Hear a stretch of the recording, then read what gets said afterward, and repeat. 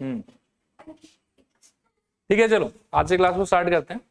Last class में हमने middle term factorisation के एप्लीकेशन तक सारा चीज पढ़ लिया था। ठीक है, आज मैं एक बार वहां तक आपको starting from zero of the polynomial क्या होता है रिमाइंड करा देता हूँ, और फिर कनेक्टेड वे में हम लोग धीरे धीरे आगे बढ़ने का ट्राई करेंगे। ठीक है, तो सबसे पहले आप मेरे को रिकॉल कराओ कि जीरो ऑफ द पॉलिनोमियल क्या होता है। एक ऐसा इनपुट जिसको पॉलिनोमियल में डालने से पॉलिनोमियल का आंसर क्या हो जाए, जीरो। ठीक है, ऐसा बहुत सारा क्वेश्चन भी हमने कर लिया था कि जैसे ये वाला मान लो कि पॉलिनोमियल है, इसमें ये सारा नंबर डालने से तो जीरो नहीं बन रहा है, लेकिन -5 डालने से क्या बन जा रहा है, इसका वैल्यू जीरो। तो -5 को हम क्या बोलते थे, जीरो ऑफ द पॉलिनोमियल। ये जीरो ऑफ द पॉलिनोमियल का मीनिंग था with respect to any polynomial. ठीक है, ओके, ये डेफिनेशन क्लियर आप लोगों को। फिर ये सारा चीज कर लिया था हम लोगों ने, इग्नोर कर रहा हूं अभी। यहां पर कुछ कंक्लूजन्स था हमारे पास में। पहला कंक्लूजन कि कांस्टेंट पॉलिनोमियल के पास में कोई भी जीरो नहीं होगा, लीनियर पॉलिनोमियल के पास में एग्जैक्टली एक जीरो होगा, और नंबर ऑफ जीरोस का क्वांटिटी कभी भी डिग्री से ज्यादा नहीं हो सकता है। कम पॉसिबल है लेकिन ज्यादा पॉसिबल नहीं है। क्लियर मेरे ख्याल में। इसके आगे हमने देखा था कि ज्योमेट्रिकल या फिर ग्राफिकल मीनिंग ऑफ जीरो। बहुत ही सिंपल सा बात है, हम ऑलरेडी पास्ट में पढ़ चुके हैं कि how any polynomial is suppose to have a graph. दुनिया के हर पॉलिनोमियल का क्या होगा, ग्राफ होगा। दुनिया के हर पॉलिनोमियल का क्या होगा, ग्राफ होगा। और वो ग्राफ एक्स एक्सिस को जिस जिस पॉइंट पे कट करेगा उस पॉइंट पे हम बोलेंगे कि पॉलिनोमियल के पास में क्या है, जीरो। और उस कटिंग वाले पॉइंट का जिसका एक्स कोऑर्डिनेट जब हम देखेंगे तो वो सारा एक्स कोऑर्डिनेट अपने आप में क्या रिप्रेजेंट करेगा, जीरो। अब आप जैसे इस ग्राफ के प्रोस्पेक्ट में देखो तो ये आपके पॉलिनोमियल का ग्राफ है। ये एक्स एक्सिस को कितने बार काट रहा है, 2 बार काट रहा है। तो जीरोस का क्वांटिटी कितना होगा, 2 होगा। और वो जीरोस का जो क्वालिटी है, जो वैल्यू है, वो अगर मेरे से पूछे तो जहां जहां एक्स एक्सिस का कटिंग हो रहा है वहां का जो एक्स कोऑर्डिनेट है वो मेरा आंसर है। जैसे यहां पर जब एक्स का कटिंग हो रहा है एक्स एक्सिस का, तो उस पॉइंट पर एक्स कोऑर्डिनेट कितना है, -2। तो एक जीरो का वैल्यू क्या हो जाएगा, x इक्वल्स टू -2। दूसरे जीरो का वैल्यू क्या हो जाएगा, x इक्वल्स टू 4। ठीक है, इस चीज को मैं फिर एक बार बता देता हूं कि दुनिया के हर पॉलिनोमियल का ग्राफ होना चाहिए। ग्राफ को जब आप ट्रेस करोगे, ग्राफ को जब आप प्लॉट करोगे तो यू विल फाइंड कि वो ग्राफ एक्स एक्सिस को कहीं कहीं पे काट रहा है। जहां जहां पे ग्राफ एक्स एक्सिस को काटेगा वहां वहां पे जीरो एग्जिस्ट करेगा। वहां वहां पे क्या एग्जिस्ट करेगा, जीरो एग्जिस्ट करेगा। और उस इंटरसेक्शन पॉइंट का जो एक्स कोऑर्डिनेट होगा वही आपके जीरो का आंसर। ठीक है, ये चीज भी हम डिस्कस कर चुके हैं। इसके ऊपर में हमने क्वेश्चंस वगैरह भी कर लिया था। यहां पर भी एक नोट था कि number of real zeros of a polynomial in the graph is equals to total number of points at which the graph cuts और टचेस द एक्स एक्सिस। जितने बार कट या टच कर रहा होगा उतना उसके पास क्या होगा, जीरो। इसके बेसिस पे फिर हमने खूब सारा क्वेश्चन भी किया था। जैसे इसमें नंबर ऑफ जीरोस कितना होगा, जीरो, एक भी जीरो नहीं है इसके पास। इसमें नंबर ऑफ जीरोस कितना होगा, 1, क्योंकि एक बार काट रहा है। इसमें नंबर ऑफ जीरोस 3, क्योंकि 3 बार काट रहा है। इसमें नंबर ऑफ जीरोस 2, क्योंकि 2 बार काट रहा है। इसमें 4, क्योंकि 4 बार काट रहा है। इसमें 3, क्योंकि 3 बार काट रहा है। इसमें फिर इसी चीज को हमने प्रैक्टिस किया था। ठीक है, उसके बाद में हम आए थे method of finding zeros of a polynomial. ठीक है, method of finding zeros of a polynomial में देखो ब्रॉडली आप जो पॉलिनोमियल्स पढ़ोगे वो 2 टाइप का हो सकता है, लीनियर हो सकता है और क्वाड्रेटिक हो सकता है। तो लीनियर में जीरो फाइंड करने का तरीका बड़ा सिंपल था कि आप सीधा सीधा अपने पॉलिनोमियल को उठा के रख दो f(x = 0), फिर पॉलिनोमियल को उसके डेफिनेशन से रिप्लेस कर दो, एक सिंपल सा इक्वेशन मिलेगा आपको।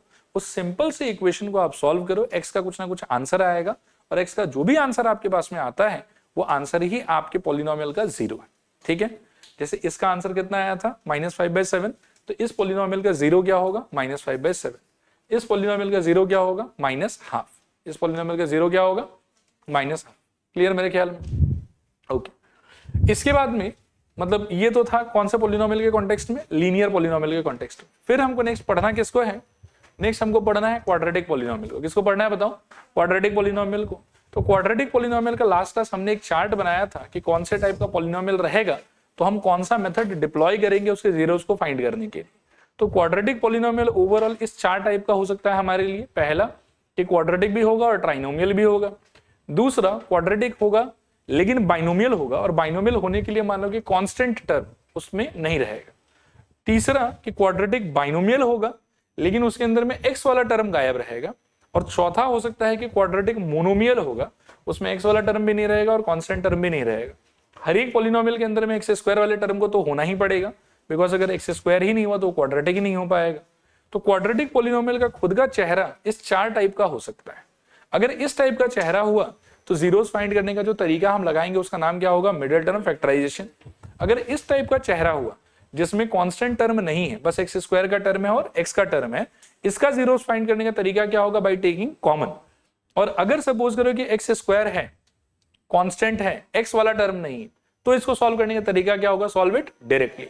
और अगर F X equals to monomial है, quadratic monomial A X square, तो इसमें सॉल्व करने का भी जरूरत नहीं है, इसका सीधा सीधा आप जीरो का वैल्यू क्या बता सकते हो? Zero. X equals to zero ही इसका जीरो ऑफ द पॉलिनोमियल, ठीक है। लेकिन इन तीनों में सॉल्व करना होगा। क्वाड्रेटिक ट्राइनोमियल के टाइम पर मेथड का नाम क्या है? Middle term factorisation. Quadratic binomial के टाइम पर जहां कांस्टेंट गायब रहेगा वहां पे मेथड का नाम क्या है? By taking common. और क्वाड्रेटिक बाइनोमियल के टाइम पर जहां पर एक्स वाला टर्म गायब रहेगा वहां पर सॉल्व करने का या जीरो फाइंड करने का मेथड का नाम क्या है? Solve it directly. क्लियर मेरे ख्याल में सारा? अब लास्ट क्लास हमने इस कैटेगरी को अच्छे से डिस्कस कर लिया था और इसका क्वेश्चंस भी कर लिया था। आज हम ये वाला कैटेगरी और ये वाला कैटेगरी के क्वेश्चंस को कैसे हैंडल करना है उस पर धीरे धीरे बात करेंगे, ठीक है। चलो, लास्ट क्लास मिडिल टर्म पे काफी सारा कर लिया था मेरे ख्याल में, ये सब हो गया था, ये भी हो गया था, ये भी हो गया था ना। ओके, आज यहां से स्टार्ट करें। ये कौन सा कैटेगरी है बता सकते हो? Quadratic binomial. और उसमें एक्स वाला टर्म गायब है कि कांस्टेंट टर्म गायब है? एक्स वाला टर्म गायब है। तो इसमें कॉमन लेके सॉल्व करना है इसको कि इसमें डायरेक्टली सॉल्व करना है?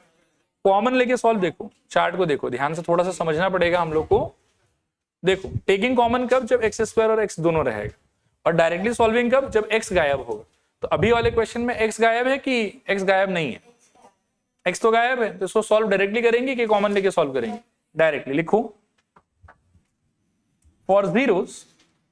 for zeros in the very first step we can say f of x equals to क्या लिख देंगे? 0, ठीक है।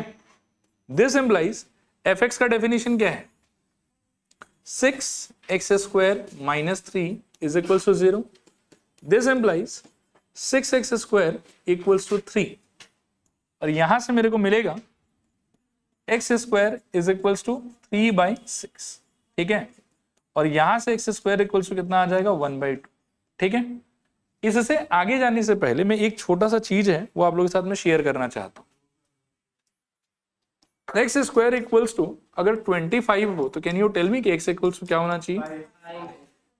देखो अगर 5 बोलोगे तो आई विल से कि थोड़ा सा मैच्योरिटी नहीं आया है आप लोग के अंदर में, ये आंसर गलत। इसका आंसर क्या होना चाहिए? देखो इसका आंसर होना चाहिए x equals two plus minus √25। देखो क्लास 9 तक ना इस चीज का इतना इंपॉर्टेंस नहीं था, जनरली हम नेगेटिव वाले पार्ट को छोड़ देते थे, ठीक है। लेकिन आज के बाद में याद रखना कि क्लास 10 जब कभी भी आप इस टाइप के सिचुएशन को सॉल्व करोगे, एक्स स्क्वायर को एक तरफ से दूसरी तरफ ले जाओगे, तो आपको हमेशा प्लस माइनस √ ऐसे चढ़ाना चाहिए, ठीक है। और यहां से आपका आंसर क्या क्या आ जाएगा? x equals two plus minus 5, ठीक है। अब आप बोलोगे सर 2 आंसर आएगा ऐसे, हमको कैसे पता? ठीक है, या आप ये प्लस माइनस क्यों लगा रहे हो? तो देखो इसको सॉल्व करने का एक तरीका तो ये हो सकता है जो मैंने आपको करके दिखाया। इसको सॉल्व करने का एक दूसरा तरीका भी हो सकता है, ठीक है। दूसरा तरीका क्या हो सकता है? देखो कि एक्स स्क्वायर इक्वल्स टू क्या है आपके पास में? 25। This implies X square minus 25 is equals to कितना? 0। This implies X square minus 5 square equals to 0 and this implies x minus 5 यानी कि a minus B into a plus B equals to 0। अब या तो x माइनस 5 इक्वल्स टू 0 और या फिर x plus 5 is equals to 0। First वाले से आंसर मिला मेरे को 5 और सेकंड वाले से आंसर मिला मेरे को -5। अब बात यह है देखो कि अगर इक्वेशन सेम है तो मेथड चाहे जो भी लगाओ आंसर तो हमेशा सेम ही आना चाहिए ना, चाहे ये मेथड लगाओ चाहे वो मेथड लगाओ, ठीक है। तो एक्चुअली है क्या कि जब हम छोटे रहते हैं ना तो हम इस सिचुएशन को ऐसे सोचते हैं, ये ऐसे ही हमको पढ़ाया भी जाता है स्कूल्स में कि एक्स स्क्वायर इक्वल्स टू 25, क्योंकि उस टाइम पर इतना मेच्योरिटी आप लोगों में भी नहीं रहता है, तो ऐसे पढ़ा दिया जाता है इसको, ठीक है। और यहां से हम आंसर क्या इमेजिन कर लेते हैं? 5। लेकिन ऑनेस्टली स्पीकिंग इस सिचुएशन का एक नहीं 2 आंसर होता है, +5 भी इसका आंसर है और -5 भी इसका आंसर है। तो लास्ट ईयर तक तो चल रहा था, कोई प्रॉब्लम नहीं है, लेकिन क्लास 10 में अगर ऐसा करोगे तो ये चीज थोड़ा सा क्या हो जाएगा? गलत। क्लास 10 में आपको इसको ऐसे सॉल्व करना है। क्लियर है ये वाला चीज? चले आगे। ओके, अब यहां देखो एक्स स्क्वायर इक्वल्स टू अपने क्या रखा है बताओ? हाफ, ठीक है। यहां से आप मेरे को बताओ कि एक्स इक्वल्स टू क्या होना चाहिए? Plus minus √1/2। अच्छा, ये हम जानते हैं कि √1/2 का मतलब क्या होगा? √1 डिवाइडेड बाय √2। √1 का आंसर कितना रहेगा? 1, और नीचे क्या आ जाएगा? √2। आ रहा बात समझो? ओवरऑल रूट अगर है यहाँ पे तो रूट ओवर 1/2 का मीनिंग क्या होगा, 1 डिवाइडेड बाय √2। इसको मैं अगले स्टेप में क्या कर सकता हूँ बताओ, this implies x is equals to 1 divided by √2 मेरा एक आंसर होगा और -1 डिवाइडेड बाय √2 मेरा दूसरा आंसर होगा। आया बात समझ। फिर एक और मैथमेटिक्स में प्रोटोकॉल है। प्रोटोकॉल ये है कि कभी भी रूट वाला आंसर हम डिनोमिनेटर में नहीं छोड़ सकते हैं। ये हमने लास्ट क्लास में भी आखिरी क्वेश्चन में देखा था। तो रूट को हमको कहाँ स्विच करना पड़ेगा, न्यूमरेटर में। और स्विच करने का तरीका क्या होगा, रैशनलाइज करना। आज चलो मेरे को हेल्प करो, कैसे रैशनलाइज करोगे इसको। x इक्वल्स टू क्या हो जाएगा बताओ, ऊपर आ जाएगा मेरे ख्याल में √2 और नीचे √2 इंटू √2 कितना हो जाएगा 2। आया समझ। और सेकेंड वाले में क्या होगा, -√2 और नीचे √2 इंटू √2 का वैल्यू कितना आ जाएगा फिर से 2। तो आपका ओवरऑल जो जीरोस ऑफ द पॉलिनोमियल है, एक ये वाला होगा और एक ये वाला होगा। ठीक है, क्लियर, कर लो कॉपी।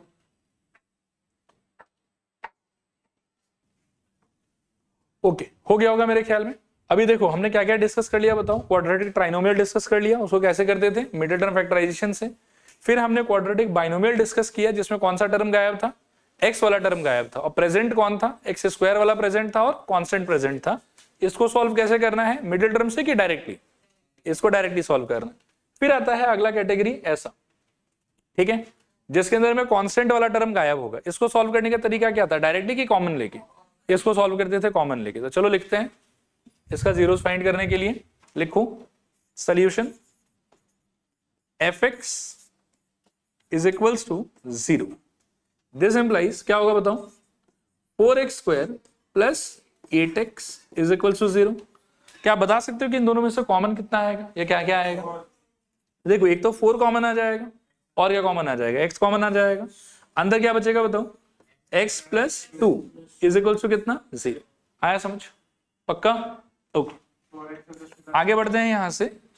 अब यहां से आप क्या करो कि ये दो चीज का प्रोडक्ट इक्वल टू 0 आ रहा है, राइट। एक ये वाला चीज है और एक ये वाला चीज है। अब दो आदमी का प्रोडक्ट अगर इक्वल टू 0 आ रहा है तो ये तो फर्स्ट आदमी को 0 होना पड़ेगा और या फिर सेकेंड आदमी को 0 होना पड़ेगा। तो यह तो आपके पास में आना चाहिए 4x इक्वल्स टू 0 और या फिर आपके पास में क्या आना चाहिए, x प्लस 2 इक्वल्स टू 0।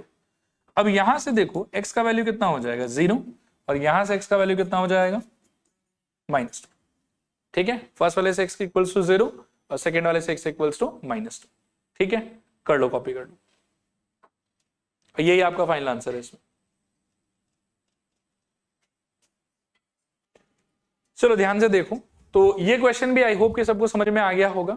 एक बार मेरे को ना क्वाड्रेटिक पॉलिनोमियल का सारा वैरायटी का नाम सब बता दो। तो वैरायटी क्या क्या था, quadratic trinomial, quadratic binomial with constant term missing and x वाला टर्म प्रेजेंट।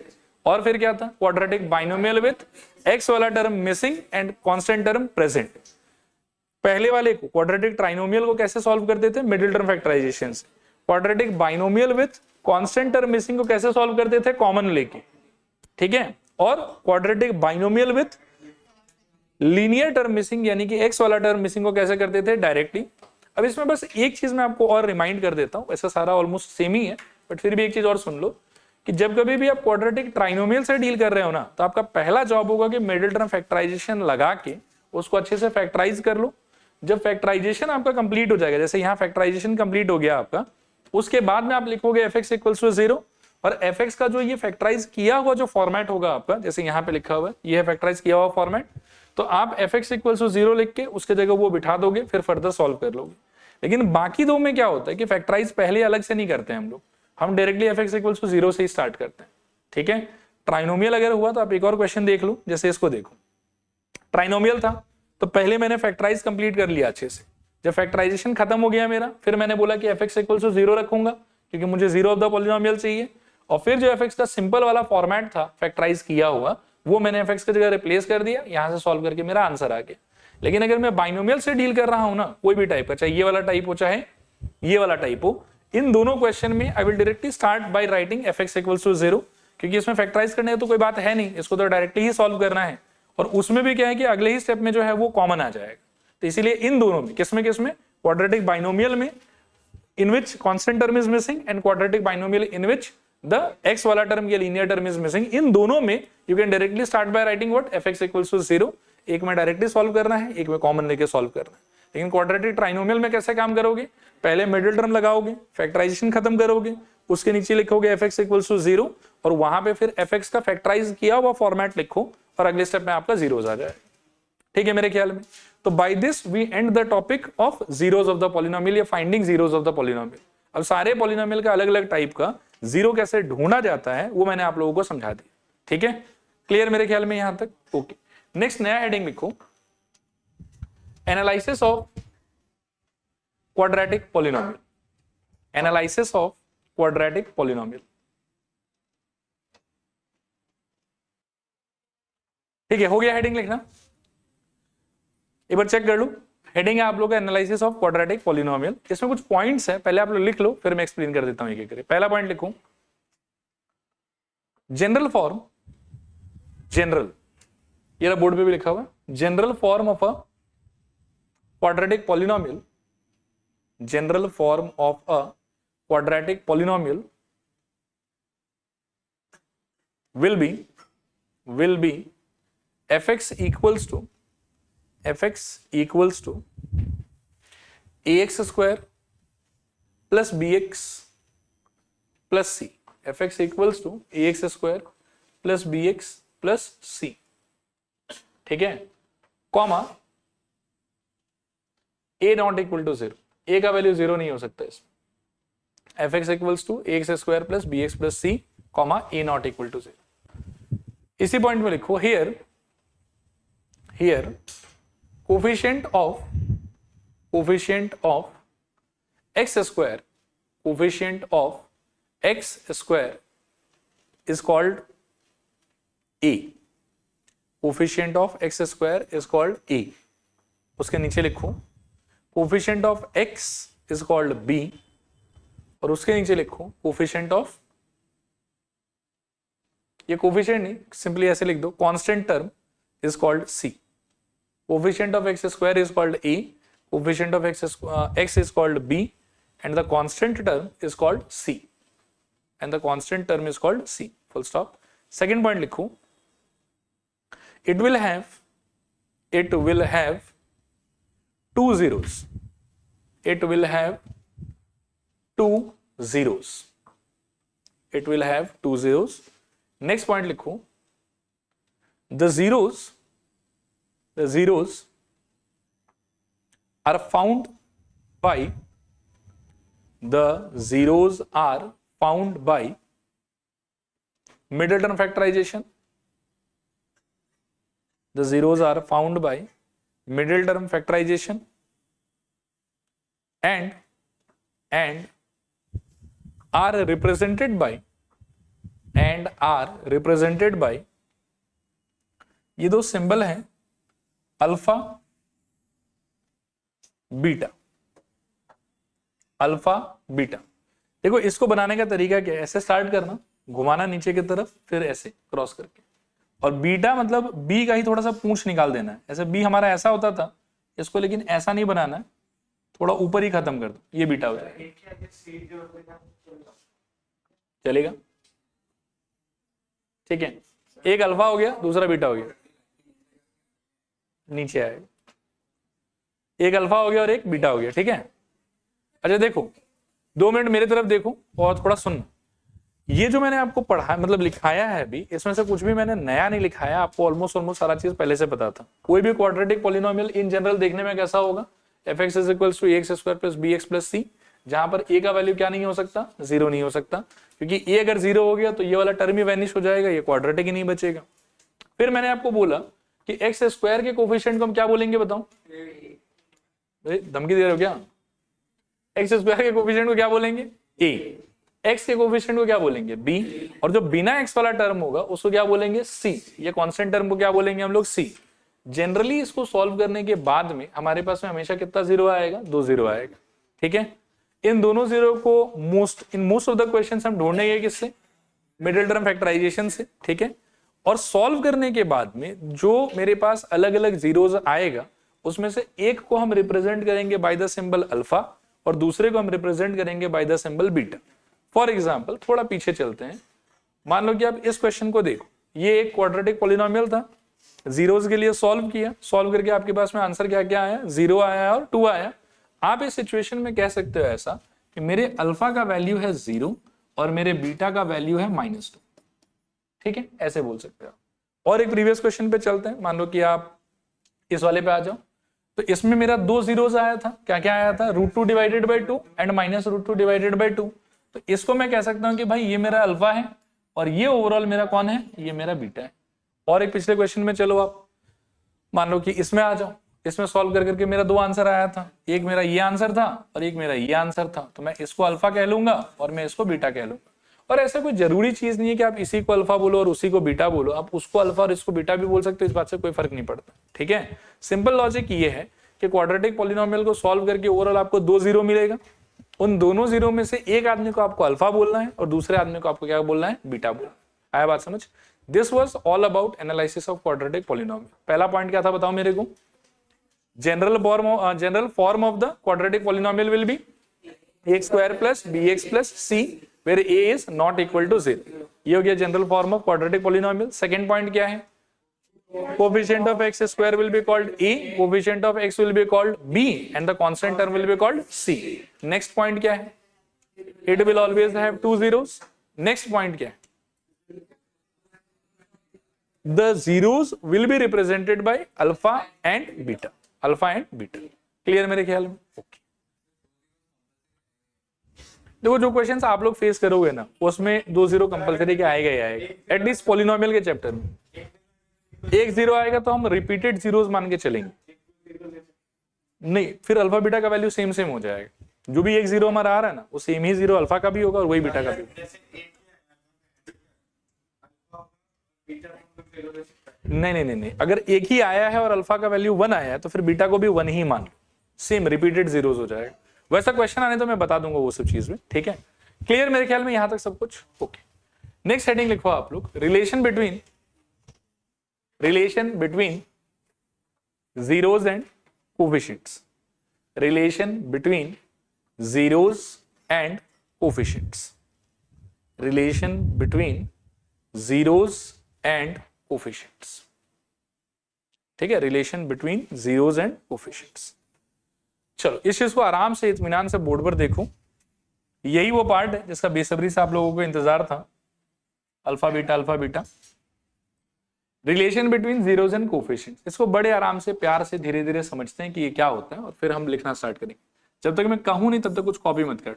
एक बार देखो, क्वाड्रेटिक पॉलिनोमियल का मेरे को जनरल फॉर्मेट बताओ फिर से, ax square plus bx plus c, और ये बात भी यही लगा देते हैं कि भाई a जो है वो 0 नहीं हो सकता। ठीक है, फाइन। अब जब इसको सॉल्व करोगी तो सॉल्व करने के बाद में इसका कितना जीरोस आएगा, 2 जीरोस आएगा। तो इसके कॉन्टेक्स्ट में क्या है कि 2 कम्युनिटी एग्जिस्ट करता है। ठीक है, ये 2 फैमिली एग्जिस्ट करता है। एक फैमिली है कोएफिशिएंट्स का, किसका, कोएफिशिएंट वाला फैमिली। इस फैमिली का मेंबर कौन कौन होगा, a b and c। a कौन है, एक्स स्क्वायर का कोएफिशिएंट, b कौन है, x का कोएफिशिएंट, और c कौन है, कांस्टेंट टर्म। और एक परिवार, एक कम्युनिटी होगा इसके जीरोस का। किसका बताओ, जीरोस का। और जीरोस के फैमिली में, ठीक है, जीरोस के फैमिली में कौन कौन आता है, अल्फा आता है, बीटा। ठीक है, और ऐसा समझो कि इन फैमिलीज के बीच में एक रिश्ता एग्जिस्ट करता है, इन दोनों के बीच में। एक नहीं, एक्चुअली 2 रिश्ता है। ठीक है, पहला रिश्ता है कि अल्फा प्लस बीटा वहां से will be equals to -b by e। ठीक है, and the second relationship, second रिश्ता is alpha into beta is equals to c by e। This is the whole topic. ठीक है, alpha plus beta is equals to -b by e, alpha into beta is equals to c by, alpha plus beta is equals to -b by e, alpha into beta is equals to c by. मैं फिर बोलता हूं, देखो बहुत simple सा चीज है। Quadratic polynomial को जब आप देखोगे तो देखने में कैसा होगा, ax square plus bx plus c। ठीक है, जब इसका जीरोस ढूंढोगे तो जीरोस क्या क्या आ जाएगा आपका, अल्फा एंड बीटा, एंड एक आपके पास में इसके कोफिशिएंट्स का कलेक्शन होगा। ठीक है, एक कोफिशिएंट होगा एक्स स्क्वायर का, एक होगा x का और एक होगा बिना x वाला। तो जो एक्स स्क्वायर का कोफिशिएंट है उसको a बोलेंगे, x के कोफिशिएंट को b बोलेंगे, और बिना x वाले को क्या बोलेंगे, c बोलेंगे। और एक चीज याद रखना कि वैसे तो मिडिल टर्म करते समय हम एबीसी का वैल्यू लेते थे विदाउट साइन, लेकिन कोफिशिएंट देखते समय हम एबीसी का वैल्यू लेंगे विद साइन। कोई आदमी अगर मान लो कि नेगेटिव है तो नेगेटिव लेना है, और कोई अगर पॉजिटिव है तो पॉजिटिव लेना है, ठीक है। तो उस तरीके से हमारे पास में एबीसी आ जाएगा, और इसका जीरोस ढूंढ के हमारे पास में क्या आ जाएगा, अल्फा और बीटा आ जाएगा, ठीक है। और एबीसी में और अल्फा बीटा में हमेशा क्या एग्जिस्ट करेगा, रिलेशनशिप। हमेशा क्या एग्जिस्ट करेगा, रिलेशनशिप। क्या रिलेशनशिप है, alpha plus beta is equals to minus B by A, और दूसरा रिलेशनशिप क्या है, alpha into beta is equals to C by, alpha into beta is equals to C by, ठीक है। ठीक है, क्लियर मेरे ख्याल में। एक बार और रिपीट करते हैं। देखो टॉपिक क्या चल रहा है हम लोग का, रिलेशन बिटवीन, बोलो आप लोग। अच्छा ये तो गड़बड़ हो गया, ये relation between zeros and coefficient, relation between zeros and coefficient. बहुत सिंपल सा आइडिया है, मैं फिर से बोलता हूं। एफ एक्स इक्वल्स टू क्या लेंगे हम लोग, A X square plus B X plus C, where A is not equal to zero, since we are talking about quadratic polynomial. इसके रिस्पेक्ट में दो डिफरेंट टाइप का फैमिली होगा, एक होगा कोफिशिएंट का परिवार और एक होगा जीरोस का परिवार, और इन दोनों परिवार के बीच में क्या है, रिश्ता। क्या रिश्ता है बताओ, alpha plus beta is equals to minus B by A, and दूसरा रिश्ता क्या है, alpha into beta is equals to C by. I hope पूरा क्लियर है। ओके लिखो, let F X equals to A X square plus B X plus C, let fx equals to ax square plus bx plus c, comma a not equal to 0, be a quadratic polynomial, a not equal to 0, be a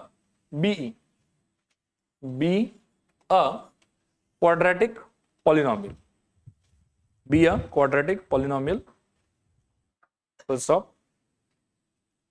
Let alpha comma beta, let alpha comma beta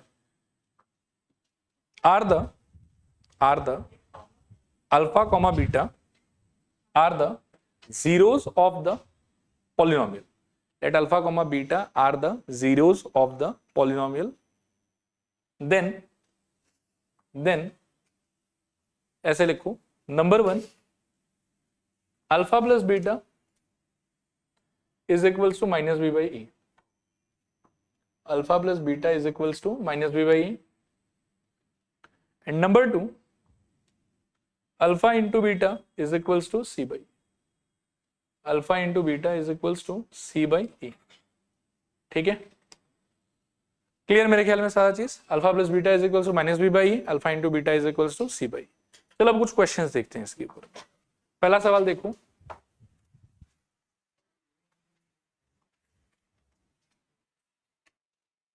देखो पढ़ो एक बार क्या दिया हुआ है, और इस question को ना आप खुद से ट्राई मत करना, ये मेरे को करने देना, मैं इसके बाद एक क्वेश्चन आप लोगों को करने का टाइम दूंगा। अच्छे से पढ़ो, अच्छे से पढ़ो। क्या है question, find the zeros of the following quadratic polynomials and verify the relation between zeros, ये ऑफ नहीं होना चाहिए था, zeros and the coefficients, zeros and the coefficients. Clear है। अब ये है आपका polynomial x square minus 2x minus 8, ठीक है। पहले आपको इसका जीरोस ढूंढना है, और फिर इसके जीरोस और कोफिशिएंट्स के बीच में जो रिलेशनशिप होगा उसको वेरीफाई करना है। क्या करना है आपको, वेरीफाई। अब चलो बोर्ड पर देखो और अच्छे से सुनना मैं क्या कह रहा हूं। हाँ, पॉलिनोमियल क्या है आपका, X square minus 2x minus 8। So please have a very nice look and understanding about this topic. F X equals to X square minus 2x minus 8। पहला जॉब क्या है हम लोग का, इसका जीरोस ढूंढना, इसका जीरोस ढूंढना बेसिकली। और दूसरा जॉब क्या है हम लोग का, relation between zeros and coefficients को वेरीफाई करना। अब जीरोस ढूंढने के लिए आपको ये याद आना पड़ेगा कि अच्छा ये कौन से कैटेगरी का क्वाड्रेटिक पॉलिनोमियल है, बताओ। ट्राइनोमियल वाला। तो ट्राइनोमियल वाले का जीरोस कैसे ढूंढते थे, मिडिल टर्म फैक्टराइज करके। तो पहले मिडिल टर्म लगा लेते हैं, फिर एफ एक्स इक्वल टू 0 डाल देंगे, तो वहां से मेरा जीरोस आ जाएगा। अच्छा, मिडिल टर्म लगाने के लिए आपको प्रोटोकॉल याद होगा, पहले क्या ढूंढना होता था, एबीसी करना होता था ना। तो पहले वाले में ए बताओ आप मेरे को क्या होगा, 1। Please be loud, clear and accurate. बोलो, b equals to 2, very good. c equals to 8, शानदार। सेकंड नंबर पे क्या करना होता था, a इंटू, ना a और c का वैल्यू मत बोलो बेटा, a इंटू सी बोलो। तो 1 इंटू 8 कितना आ जाएगा बताओ, 8। 3 नंबर पे क्या देखते थे आप लोग, c का साइन, माइनस आ रहा है। और 4 नंबर पर हमारा जॉब क्या होता था कि b को देखो 2 है उसको इसके हिसाब से दो आदमी के डिफरेंस में तोड़ो और फिर उन्हीं दोनों आदमी का जो प्रोडक्ट का वैल्यू है वो होना चाहिए AC के इक्वल, यानी कि 8 के इक्वल। अब ये है आपके लिए वो magical fill in the blanks, इसको भर दोगे तो आपका आंसर आ जाएगा। दो ऐसा नंबर चाहिए कि माइनस करने पे तो 2 आए और इंटू करने पे कितना है 8, तो क्या हो जाएगा 4 and 2, तो यहाँ 4 यहाँ 2 यहाँ 4 यहाँ 2, ठीक है। अब मेरे को पता चला कि अच्छा ठीक है, अपने इस 2 को मुझे किस में ब्रेक करना है, 4 - 2 में ब्रेक करना, तो वो मैं अगले स्टेप में करूंगा। एक्स स्क्वायर, ये बाहर का माइनस अच्छे से यहाँ ऐसे रहेगा, ब्रैकेट लगा के 4 - 2 इंटू एक्स माइनस 8, और यहाँ पर क्या है अपने पास में बताओ एफ ऑफ एक्स, ठीक है। अब यहाँ डबल अटैक, इधर से माइनस अंदर जाएगा और उधर से एक्स अंदर आएगा, और आप बोलो कि ये कैसे खुलेगा, एक्स स्क्वायर माइनस में 4x प्लस में 2x और माइनस में 8, बहुत बढ़िया। अब इन दोनों में से कॉमन क्या ले सकते हो, x, क्या बचेगा अंदर x - 4, इन दोनों में से प्लस 2 क्या बचेगा फिर से x - 4, दोनों के ब्रैकेट का मसाला सेम टू सेम, तो क्या हो जाएगा बताओ, x - 4 बाहर कॉमन और इधर आ जाएगा x + 2। ये किसका फैक्टराइजेशन हो गया, f ऑफ x का हो गया। क्लियर मेरे ख्याल में, अभी फैक्टराइजेशन हुआ कि जीरो भी मिल गया, आप सिर्फ अभी फैक्टराइजेशन हुआ, जीरो मिलना तो बाकी है। और जीरो मिलने के लिए क्या करेंगे, देखो नाउ जीरो के लिए हम करेंगे fx = 0। अब fx का जो सिंपल वाला फॉर्मेट आया था मेरे पास में वो बिठा दूंगा वहां पे, तो क्या हो जाएगा बताओ, x - 4 इंटू x + 2 = 0। अब यहां से या तो x - 4 = 0 या फिर x + 2 = 0। अब यहां से x = 4 और या फिर x = -2। देखो क्लियर है कि नहीं क्लियर, थोड़ा पूरा, चलो आगे। अब मैं यहां से क्या बोल सकता हूं, देखो कि ये जो 4 और ये जो -2 आया है वो है मेरा अल्फा = 4 एंड बीटा = -2, और एबीसी मेरा जो मेरे को लेना है रिलेशन के लिए वो भी मुझे इक्वेशन देके जज करना पड़ेगा। ए कितना है मेरा 1, बी कितना होगा -2। मिडिल टर्म के टाइम पर एबीसी को विदाउट साइन, लेकिन रिलेशनशिप के टाइम पर विद साइन, तो ए का वैल्यू हो गया 1, बी का वैल्यू हो गया -2 और सी का वैल्यू कितना हो गया -8। ये मैं ना अगले पेज पे ही लिख लेता हूं, ठीक है, ताकि इजी हो जाए। ए कितना आ रहा था अपना 1, बी कितना आ रहा था -2 और सी कितना आ रहा था -8। अल्फा कितना आ रखा है अपना 4 एंड बीटा कितना आ रखा है -2। कंफ्यूजन के क्लियर है यहाँ तक, सब कुछ क्लियर है। डू यू रिमेंबर कि रिलेशनशिप क्या था, क्या था बताओ, alpha plus beta -b/e and alpha into beta c/e। अब देखो जो राइट तरीका है इसको वेरीफाई करने का मैं वो भी दिखाऊंगा, और जो रॉन्ग तरीका है मैं वो भी दिखाऊंगा। रॉन्ग वाला को प्लीज अवॉइड करना या ट्राई करना, आप वैसे कभी मत करना, ठीक है। तो जैसा कि आप रिलेशनशिप बता रहे हो कि अल्फा प्लस बीटा -b/e, तो मेरा इच्छा जाग रहा है कि एक बार मैं अल्फा प्लस बीटा निकाल लेता हूं। This is equals to alpha की जगह 4 और बीटा की जगह कितना -2। आप बताओ कि 4 - 2 का आंसर कितना आ जाएगा 2, 4 - 2 2। और इसका पार्टनर कौन था -b/e, उसको भी निकालो, -b/e इसके नीचे लिख के क्या हो जाएगा माइनस ऑफ b के जगह पर -2 और a के जगह पर 1 माइनस माइनस अल्टीमेटली 2, और इन दोनों पे ऐसे यहां ब्रैकेट लगा के बोल दो कि therefore alpha plus beta = -b, ठीक है। अब जो बहुत ही नेक्स्ट लेवल शानदार महान स्टूडेंट लोग होते हैं, जो लोग बिल्कुल ध्यान वान नहीं देते पढ़ाई लिखाई पे, वो क्या करते हैं देखो, वो पहले ही बोलेंगे कि सर हमको तो पता है ये होना है, फिर बोलेंगे अच्छा अल्फा 4 है बीटा -2 है, फिर माइनस ऑफ -2 डिवाइडेड बाय 1, इधर भी 2 इधर भी 2, हेंस वेरीफाइड। अब ये महानता मत करना, रिक्वेस्ट प्लीज। आप पहले स्टेप से ऐसे इन दोनों को इक्वल नहीं बोल सकते, क्योंकि आपको तो वेरीफाई करना है, चेक करना है आपको, तो आप पहली स्टेप से इक्वल कैसे बोल दोगे। लेकिन लोग नासमझी में ऐसा कर जाते हैं, ठीक है, लेकिन आपको करना नहीं चीज, ठीक है। आपको कैसे लिखना है बताओ, ऐसे अल्फा प्लस बीटा ऊपर, उसका दोस्त उसका पार्टनर अल्फा माइनस बीटा जिसके साथ उसका रिश्ता है वो नीचे, और लास्ट में दोनों को बोलेंगे ठीक है दोनों क्या हो गया बराबर, ठीक है। नहीं थोड़ा पार्ट बाकी है, एक पार्ट और बाकी है, अल्फा इंटू बीटा वाला भी है ना, यहीं पे कर देता हूं, थोड़ा इसको छोटा कर लेते हैं, हाँ वो वाला पार्ट तो बाकी है।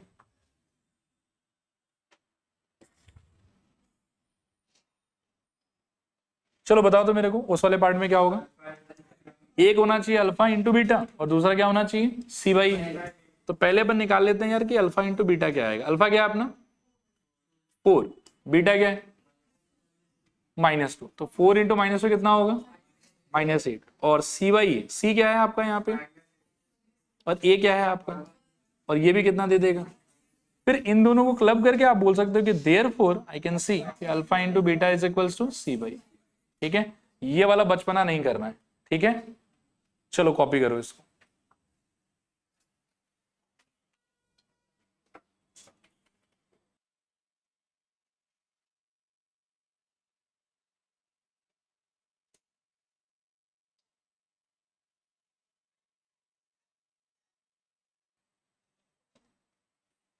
लो अगला पेज कॉपी करो। ठीक है, ये हो गया हो तो नेक्स्ट क्या बाकी है क्या, लो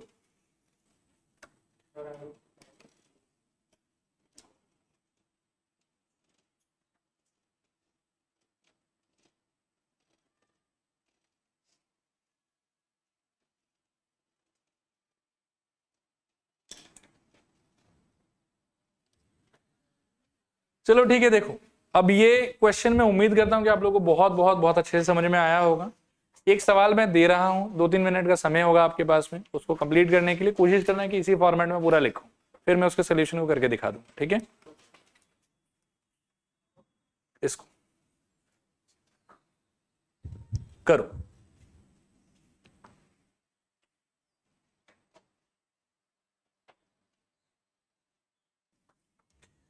चलो देखो मैं करता हूं। ये वाला था हमारा पॉलिनोमियल, प्लीज सब लोग ध्यान से देखना। तो इसमें सबसे पहले तो एफ एक्स लिखना चाहिए कि एफ एस लिखना चाहिए, एस, क्योंकि वेरिएबल यहां पर क्या यूज हुआ है एस। तो पहला मिस्टेक तो आपसे यहीं पे हो सकता है। F S equals to 4s² minus 4s और क्या है +1, ये ना।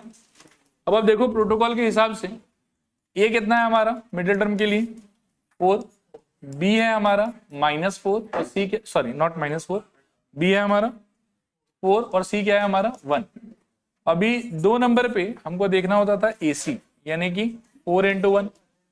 फिर 3 नंबर पे हमको देखना होता था साइन ऑफ C जो कि यहां पर कितना है प्लस।